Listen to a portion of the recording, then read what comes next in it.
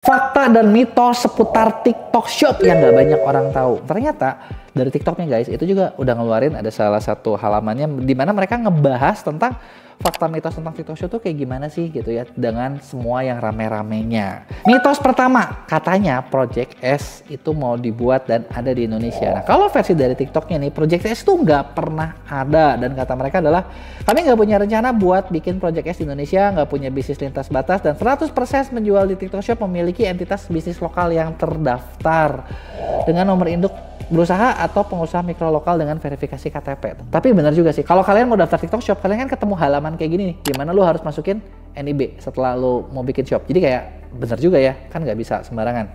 Yang kedua, AS, India, Inggris melarang TikTok menjalankan platform medsos dan e-commerce dalam satu platform. Ini kata TikToknya ya. Faktanya, TikTok Shop diluncurkan di Amerika tanggal 12 September 2023. Ada buktinya nggak? Coba kita lihat video launchingnya, bener nggak nih ada? Terus, dan dioperasikan dalam satu platform, kayak Indonesia dong. Kalau di India, TikTok memang nggak beroperasi sejak 2020, jadi TikTok Shop nggak pernah masuk ke India. Di Inggris, TikTok Shop dan TikTok dijalankan juga dalam satu platform. Sama ya kayak di Indonesia ya. Mitos ketiga, katanya di China TikTok memisahkan platform medsos dan e-commerce. Faktanya TikTok tuh nggak beroperasi di China guys. Jadi TikTok itu di China namanya Douyin, kalau di internasional namanya TikTok. Jadi memang mereka bikin dua perusahaan yang berbeda. Mitosnya lagi nih, katanya TikTok Shop itu punya sistem logistik dan pembayaran di Indonesia. Jadi katanya monopoli bisnis. Kalau kata mereka, TikTok Shop nggak punya sistem pembayaran dan logistik di Indonesia. Logistik mereka bermitra dengan JNT, Ninjavan, JNE, Si Cepat buat mendukung operasional.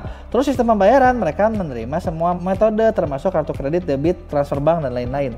Ini juga gosipnya kayaknya agak ini nih, gue tahu nih gara-gara ini gue mungkin bakal dibully nih ya. Tapi memang faktanya kayak begitu guys, coba kita lihat ya. Ini yang paling seru nih, gue tahu nih ini yang paling seru nih. TikTok nggak punya izin operasional e-commerce di Indonesia katanya, makanya kemarin mau ditutup kan. Faktanya katanya mereka udah punya surat izin usaha perwakilan perusahaan perdagangan asing bidang perdagangan melalui sistem elektronik SIUP 3A bidang PMSE dari Kementerian Perdagangan. Waduh, bahkan kalau lu lihat nih di Permendagri yang nyuruh TikTok tutup, itu katanya ada syarat ini dan ternyata mereka udah punya. Nah, terus algoritma TikTok katanya itu nggak berpihak pada produk dari negara tertentu. Faktanya katanya TikTok nggak ngumpulin atau nyimpan data asal produk sehingga nggak punya kemampuan untuk keberpihakan atau batasan pada produk dari lokasi. Mungkin maksudnya gini kali, yang jualan banyak yang produknya tuh view-nya jelek, kontennya jelek, jadinya mereka pada komplain, wah ini nggak berperan nih, algoritmanya nih ngedukungnya itu aja. Padahal kalau dievaluasi ya jangan-jangan memang konten lu jelek gitu, jadi ya benerin dulu konten lu gitu. Terus mitos berikutnya, TikTok melakukan predatory pricing yang merugikan UMKM lokal. Nah, kalau kata mereka sebagai platform mereka nggak bisa nentuin harga produk. Penjual jual produk dengan tingkat harga yang ditentukan sendiri sesuai dengan strategi bisnisnya. Produk yang sama ditemukan TikTok Shop dan platform e-commerce lain punya tingkat harga yang mirip-mirip. Bener nggak nih? Coba kita cek ya. Nah kalau dilihat di sini kayaknya harganya mirip-mirip juga ya. Ya beda 1.000-2.000 mah potongan admin lah ya.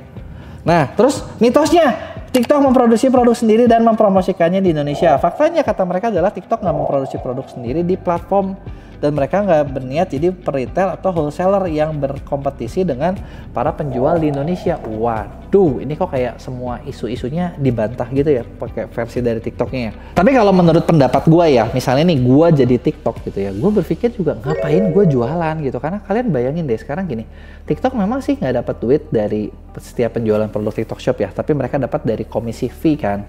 Fee itu kata gue nyaman loh kalau misalnya gue dapat fee 3% dari sekian juta dolar gitu ya, dan gue nggak ngapa-ngapain, ya mendingan gue fokus di situ aja, bener gak sih? Belum lagi gue dapat duit iklan di TikTok. Kalau lo tahu itu per hari yang profesional tuh 200 ribuan loh per hari satu akun, dan itu paling kecil. Lah gue dapat duit gitu dari situ, ngapain juga gue ikutan jualan gitu kan, sedangkan dari situ gue udah kaya gitu ya, kalau itu dari logika gue. Tapi kalau menurut kalian gimana? Apakah jangan-jangan nih kayak kemarin tuh si TikTok Shop yang rame-rame baru tutup, sebenarnya bisa jadi itu koalisi dari ya para kompetitornya yang mau menjatuhkan, karena tahu yang ini lagi mau naik dan sekarang tuh lagi mau Q4, di mana di setiap e-commerce Q4 itu momen terpenting, ya udah jatuhin dulu aja. Karena katanya waktu meeting sama menteri juga ada komisaris dari startup lain yang ternyata ada loh di situ.